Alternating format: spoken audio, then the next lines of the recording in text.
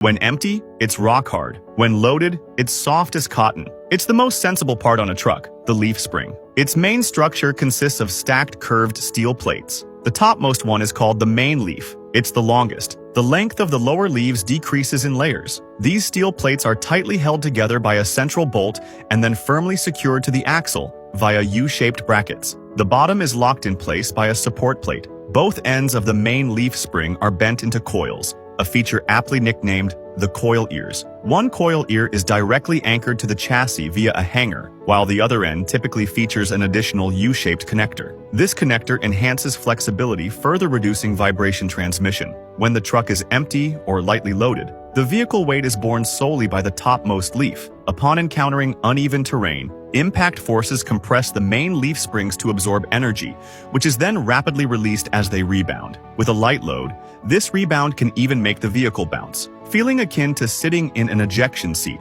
But when fully loaded, the situation is entirely reversed. The heavier the load, the more leaf springs are compressed. At this point, every leaf spring shares the weight burden. Upon impact, frenzied friction between the springs dissipates vast amounts of vibration energy. Moreover, under immense weight, the normally fierce rebound becomes remarkably gentle. The entire vehicle glides as smoothly as a cargo ship on calm seas. Yet leaf springs alone cannot handle every scenario. Take this truck with one set of front wheels and two sets of rear wheels. Because the rear wheels are positioned very close together, when the front set encounters uneven terrain, the rear body lifts, causing the rear wheels to lose contact with the ground. The entire 30-ton load, previously shared, suddenly shifts entirely onto the front axle. This is where the swing arm suspension comes into play. Simply put, a swing arm is mounted on a pivot point, with rotating linkages attached to both ends. When one end is pushed, the linkage on the other end rotates accordingly, creating an angular change.